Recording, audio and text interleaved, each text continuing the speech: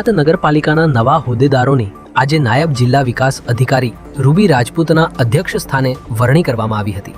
આ પ્રક્રિયામાં નગરપાલિકાના પ્રમુખ, ઉપપ્રમુખ સહિતના મુખ્ય હોદ્દેદારોના નામોની સત્તાવાર જાહેરાત થઈ હતી, જેમાં મંજુલાબેન કિશોરભાઈ રાણાની પ્રમુખ તરીકે, ભૂપેન્દ્રભાઈ જશબભાઈ પટેલની ઉપપ્રમુખ તરીકે, જ્યારે વિશાલકુમાર ભગવતી પ્રસાદ જાનીની કારોબારી સમિતિના ચેરમેન તરીકે બિનહરીફ વરણી કરવામાં આવી છે।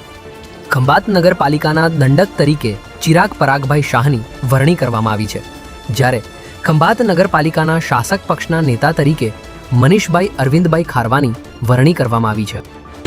આજ રોજ ખંભાત નગરપાલિકા ખાતે નગરપાલિકાના સભાખંડમાં બિનહરીફ ચૂંટણી થઈ અને એમાં ભારતીય જનતા પાર્ટીના મંજુલાબેન રાણા પ્રમુખ તરીકે નિયુક્ત થયા છે।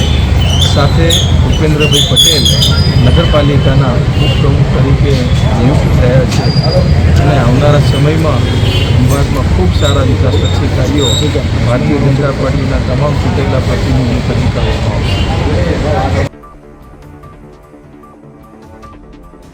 અમદાવાદના દાણીલીમડા વિસ્તારના ફૈસલનગરમાં મિત્રએ જ મિત્રની હત્યા કરી હોવાનો બનાવ સામે આવ્યો છે।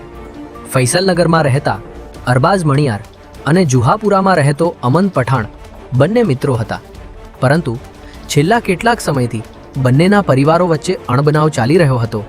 ત્યારે આજે વહેલી સવારે અરબાઝ અને અમન ફૈસલનગર વિસ્તારમાં આવેલા મેદાન પાસે મળ્યા હતા, જ્યાં બંને વચ્ચે બોલાચાલી થતાં અરબાઝે અમન ઉપર હુમલો કરી દીધો હતો, જેમાં અમનને ગંભીર ઈજાઓ થતાં સારવાર માટે એલજી હોસ્પિટલ ખસેડવામાં આવ્યો હતો, જ્યાં અમનનું મોત નીપજ્યું હતું।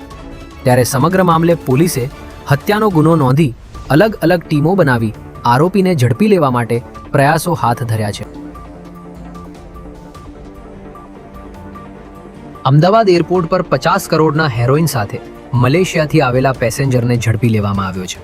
મલેશિયાથી એર એશિયાની ફ્લાઇટમાં એક મુસાફર મોટા પ્રમાણમાં પ્રતિબંધિત કોકેનનો જથ્થો લઈને આવી રહ્યો હોવાની બાતમીના આધારે કસ્ટમ વિભાગે આ મુસાફરની બેગની તલાશી લેતા તેમાંથી 9 કિલો ઉપરાંતનો હેરોઇનનો જથ્થો મળી આવ્યો હતો, જેની બજાર કિંમત 45 થી 50 કરોડની થાય છે। ત્યારે આ મુસાફર અમદાવાદથી દિલ્હી જવાનો હોવાથી આ કોકેનનો જથ્થો કોને આપવાનો હતો અને કોની પાસેથી લાવ્યો હતો તે દિશામાં કસ્ટમ્સ વિભાગે ઝીણવટભરી તપાસ હાથ ધરીને આખી સિન્ડિકેટને પકડવા માટેના ચક્રો ગતિમાન કર્યા છે।